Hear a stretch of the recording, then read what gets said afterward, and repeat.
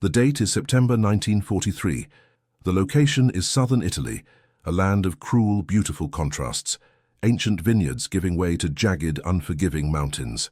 The air is thick, not just with the humidity of the Mediterranean summer, but with the suffocating certainty of impending invasion. For the Italian soldier of the Royal Army, the Regio Esercito, the war was already a nightmare. 2 years of retreat in the desert, disillusionment at home, and the grim knowledge that their nation was rapidly becoming a battleground, not for glory, but for survival.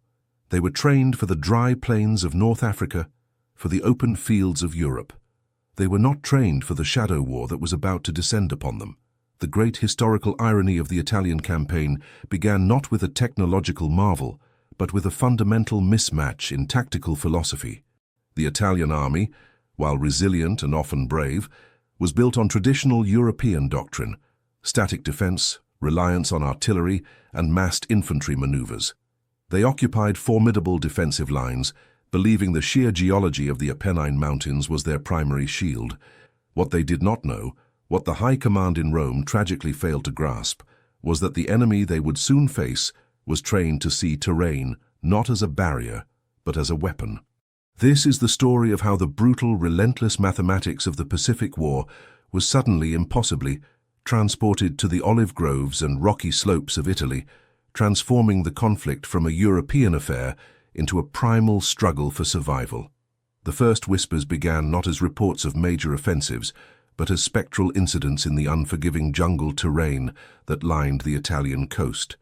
Deep ravines, choked riverbeds, and dense, tangled woods the locals called the macchia. Sentries disappeared. Supply lines went silent. Patrols returned decimated, their survivors shaking with a fear that had nothing to do with heavy German armor or massed Allied artillery. They spoke of an enemy that moved like a whisper in the night, an enemy that seemed to see in the dark, an enemy whose very presence was felt but whose form was rarely seen until it was too late.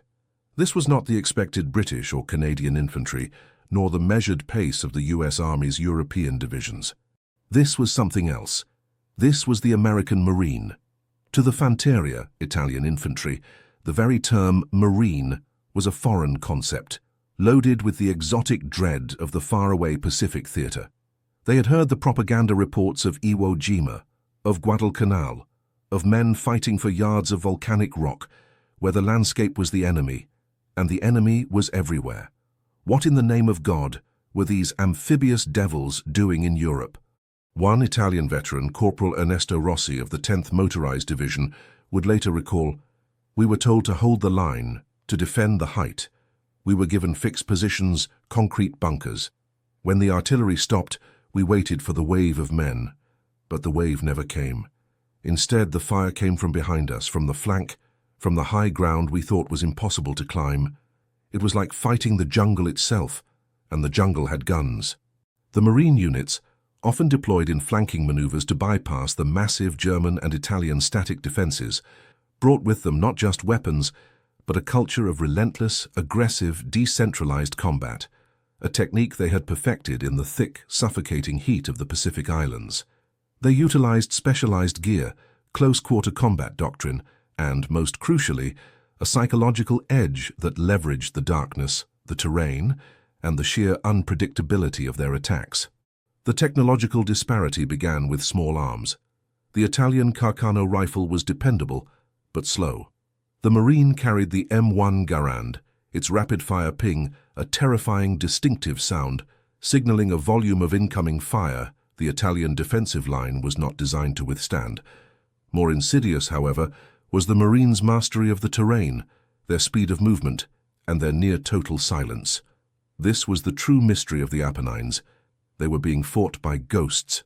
In the coming chapters, we will dissect the 3 key factors that turned tactical encounters into psychological terror: the specialist equipment, the brutal, non-linear combat doctrine, and the strategic betrayal that left the Italian soldier exposed, alone, and facing a war he was never trained to fight. The stage is set for a campaign of unparalleled brutality, where the jungle terrain of Europe became the graveyard of a nation's military confidence. If the ghost-like tactics and hidden histories of World War II intrigue you, be sure to subscribe to the channel and turn on notifications. The true story of the Italian front is just beginning. The initial bewilderment of the Italian soldier soon gave way to a cold, creeping dread. It was a dread rooted in technology but amplified by tactics. The sheer density of the Italian mountain terrain, with its treacherous ravines and thick forest undergrowth, rendered traditional European armored support ineffective and forced Italian infantry into close quarters, small unit engagements, the Marines' natural habitat. The Marines brought with them a toolkit perfectly honed for this kind of jungle warfare. Foremost was the M2 flamethrower. While not exclusive to the Marines, their deployment of it in cave clearing and bunker-busting operations, a necessity on Pacific Islands, translated devastatingly well to the fortified rock positions and stone farmhouses of the Italian hills. For the Italian soldier dug into a defensive position, the sound of the flamethrower's ignition was the final, terrifying declaration of a brutal, inescapable fate. But it was the small unit firepower that truly shocked. Our standard U.S. Marine fire team packed a staggering volume of automatic fire. The ubiquity of the M1 Garand provided superior sustained firepower compared to the Italian bolt-action rifles. Crucially, the Marine was often equipped with the M1918 Bar, Browning automatic rifle, or the Thompson submachine gun. Italian forces, still reliant on the heavy and often cumbersome Breeder light machine guns, were frequently outgunned in quick, unexpected skirmishes. One of the most unnerving reports from Italian NCOs centered on the use of explosives. They were mad for explosives, recounted one Italian officer captured after the Battle of Monte Cassino. Not big shells, but small, personal, terrifying charges. We would hear a fizz and then a flash, and our position was breached. They were throwing satchel charges and high-explosive grenades with reckless abandon, like children throwing stones.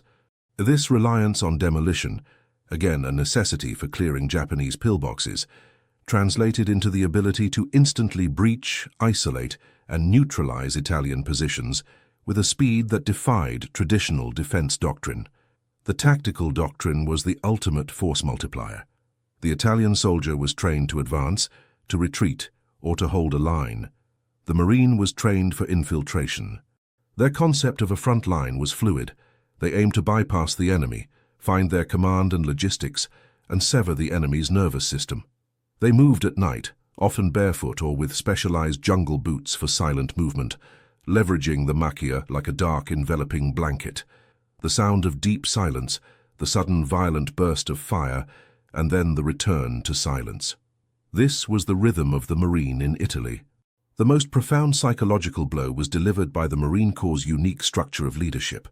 Unlike European armies, where command was centralized and often rigid, Marine units were trained to operate with unprecedented autonomy at the squad and fire team level. If a leader fell, another stepped up without missing a beat, maintaining the momentum of the attack. A German intelligence report, noting the difference in fighting styles, highlighted this: the Italian soldier fights bravely when commanded, but becomes disorganized when his officers fall. The American Marine fights like a beast, regardless of who is leading them, their smaller units demonstrating an unnerving internal cohesion and aggressive persistence. The constant threat of being flanked, of being cut off, of never knowing where the actual front line lay, ground down the Italian soldiers' morale. They weren't just fighting an enemy, they were fighting a relentless, unseen force that used the very ground they stood on to kill them. They were facing men who had learned the hard lessons of survival on islands where retreat meant the ocean, and the only path was forward, through the thickest, deadliest terrain.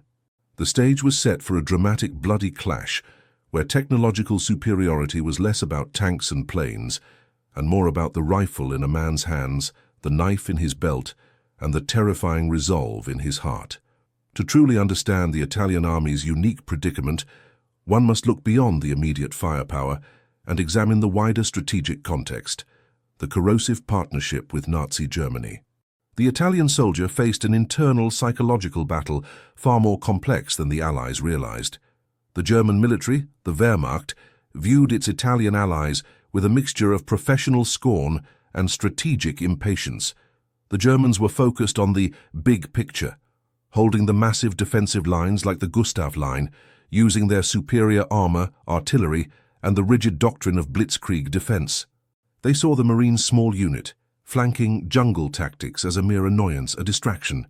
This German arrogance led to a fatal flaw in the defense of Italy, a strategic betrayal.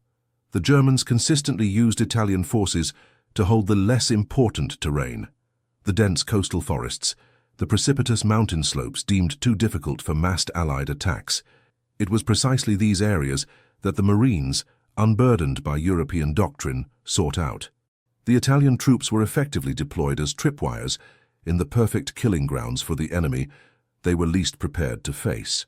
This operational deployment was seen by the Italian rank and file as a clear sign of expendability. They were holding terrain the Germans considered marginal, but which the Marines considered essential for deep penetration. Italian engineer Mario Volpe, working near the front, wrote in his diary, "The Germans treat the mountains like a nuisance. The Americans, they treat them like a weapon. We are trapped between a useless ally and a terrifying enemy, fighting in a way we have never trained for." The sheer scale of the conflict also played a critical role in the Italian psychological decline. While the Allies and the Germans could draw on vast industrial output, Italy's industry was failing. The Italian soldier was chronically undersupplied, often equipped with older arms, and lacked the consistent rotation of fresh, well-equipped troops that the Americans could sustain. Let us look at a stark comparison in material output, the cold, hard logic of industrial war. In 1943, the US produced over 29,000 military aircraft. Italy's production, already fractured, was a fraction of this. The Marines arriving in Italy had access to overwhelming air superiority and logistical support, guaranteeing their units could be resupplied even in the most isolated, rugged terrain. For the Italian soldier, the fear was not just of the man with the gun, but the vast, terrifying industrial power he represented. The psychological impact of facing an enemy of this capability led to a unique form of surrender and defection among Italian units. Unlike the stoic, almost fanatic resistance of Japanese forces in the Pacific, or the rigid discipline of the German Wehrmacht, Italian soldiers often saw the fight not as a glorious defense, but as a meaningless, brutal end to a failing cause. When faced with the unrelenting close-quarters aggression of the Marines, many units, isolated and cut off, made the pragmatic choice. This was the ultimate irony of the Pact of Steel. It was an agreement that left the Italian soldier, ill-equipped and strategically marginalized, to face the most specialized and lethal forces the Allied arsenal could muster, alone in the shadows of the Apennines. The Marines didn't just break the Italian defenses, they broke the Italian will to fight a war that had ceased to be about national glory and had become a cruel lesson in asymmetrical warfare and the consequences of a failing alliance. The stage was now set for the decisive battles where the full force of this psychological terror would be unleashed. The true climax, the point of no return where Italian fear of the Marines solidified into legend, took place in an area known to the locals as the Macchia Negra, the Black Thicket, a patch of dense primordial forest and rock formations strategically crucial because it overlooked a vital German supply artery leading into the major defensive lines. It was November 1943.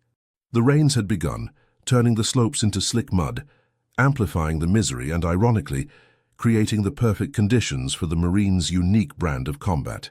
The 1st Battalion of the 48th Degree Reggimento Fanteria, 48th Infantry Regiment, was tasked with holding the ridge.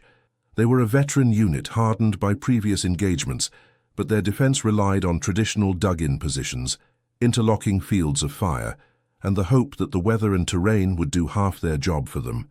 The Marine assault was a textbook example of Pacific doctrine adapted to European soil. They did not attack the front. They bypassed it entirely. Small 3-man fire teams, laden with grenades, explosives, and the iconic M1941 Johnson LMG, a weapon rarely seen in the European theatre, preferred by some Marine units for its portability and punch, scaled the near-vertical rock face at night, moving through the thicket the Italians believed impassable. The attack began not with a bugle or a whistle, but with an absolute terrifying chaos that unfolded from within the Italian perimeter. The Marines, emerging silently from the Macchia Negra at 03 Saru hours, focused not on killing every soldier, but on disrupting the command structure and creating panic. The first targets were the communication wires, followed by the positions of the senior NCOs and officers. They used grenades and satchel charges not for suppression, but for destruction, creating sudden localized explosions that fragmented the Italian defense into isolated, leaderless pockets. A recorded radio message from the besieged Italian command to their German liaison captures the sheer terror. They are everywhere. They are inside the lines. We are being fired upon from our own rear. We cannot see them, only the flash. They move like ghosts. Requesting immediate artillery support on our own position. The order to fire on their own troops, a horrifying and final act of desperation, speaks volumes about the level of disorganization and terror inflicted. The Marines' use of silent killing became the stuff of legend. Armed with the Ka-Bar fighting knife and practiced in jungle close-quarters combat, they eliminated sentries and machine gun crews without a single shot, leaving behind a chilling tableau that further broke the morale of the surviving troops. In the span of 4 hours, the veteran 48th Infantry was annihilated, not by a frontal assault, but by infiltration, disruption, and total psychological warfare. The cost was staggering. Over 70% casualties, most of whom were captured or killed while attempting a disorganized, panicked retreat. The German unit intended to relieve them arrived at dawn to find a wasteland of confusion and death, with little more than a handful of exhausted Marines holding the strategic ridge, ready for the counterattack. This moment, the complete tactical and moral collapse of a veteran unit under the spell of jungle tactics, was the turning point. From this battle onward, the word Marine took on a unique, dreaded connotation among the Italian forces. It was no longer a name for an American unit. It was a synonym for the terrain itself, for the shadow, for the impossible fight that offered no quarter and no possibility of a clean European defense. It was a unit that treated every inch of cover as a potential death trap and every quiet moment as a prelude to a storm. The myth of the American Marine in the Italian campaign was born in the mud and blood of the Macchia Negra, proving that the tools and tactics forged in the hell of the Pacific could be the most terrifying weapon of all on the European front. The campaign in Italy continued for many more brutal months, but the fear instilled by the Marines in those early dark engagements left an indelible, chilling legacy on the Italian front. The documentary's central thesis, why Italians hated fighting the American Marines more than any other unit, is answered not through a single battle statistic, but through a cumulative psychological and technical profile. The inescapable terrain. The Marines turned the very mountains that were supposed to protect the Italians, the Apennines, into instruments of their defeat, utilizing the density and cover for silent, deadly infiltration. The shock of asymmetry. The Italian soldier was forced to fight a war of Pacific-style small-unit aggression, lacking the equivalent training equipment like high rate-of-fire personal weapons and specialized demolition charges, and command autonomy to match their enemy. The abandonment. The strategic deployment by the Germans into the most vulnerable, isolated terrain ensured that when the Marines came, the Italian troops were often cut off and lacked necessary support, fueling the belief that they were expendable. This fear was not based on cowardice, but on a sound technical and psychological assessment. Italian soldiers, faced with disciplined German forces, understood the rules of European engagement. Faced with the Marines in the Macchia, they felt they were fighting an invisible, relentless, and often merciless force for which their training offered no countermeasures. The statistics, when viewed through this lens, are stark. While overall casualties in the Italian campaign were immense on both sides, the ratio of Italian units lost to complete disintegration, capture, and panicked dispersal was disproportionately high in areas where Marine infiltration tactics were employed. The loss of morale often preceded the loss of life. The final irony is found in the post-war reflection. While the German General Staff consistently minimized the strategic role of the Marines, Italian veterans, historians, and diarists frequently elevated them to a near-mythical status. They were the symbol of a war that was no longer predictable, no longer honorable in the traditional sense, but a cold, technological, and deeply personal fight for survival in the shadows. The U.S. Marine Corps eventually pivoted its focus back to the Pacific, leaving the mountains of Italy to the regular U.S. Army and Allied forces. But their brief, brutal presence in 1943-44 had a lasting strategic effect. The myth they created forced German and Italian command to divert vital, scarce resources to defend terrain they previously considered minor. The fear of the ghost in the jungle was a tactical weapon that paid massive strategic dividends. The true story of the Marines in Italy is the story of how specialization, a doctrine honed for the distant, brutal chaos of island warfare, can shatter the confidence of a conventional enemy. It is a testament to the power of training, terrain mastery, and psychological warfare. It proves that the most terrifying weapon in history is often not the heaviest tank or the largest bomb, but the unseen man with a knife, an explosive, and an unwavering resolve, emerging silently from the dark. The battlefields of the Second World War are filled with stories of specialized units that change the course of combat. The American Marine in Italy is one of the most compelling and least told of these tales, a terrifying testament to adaptability and sheer aggression. If you found this deep dive into the technology, strategy, and psychology of the Italian campaign compelling, please like this video, share your thoughts in the comments, and subscribe to the channel for more untold histories of World War II.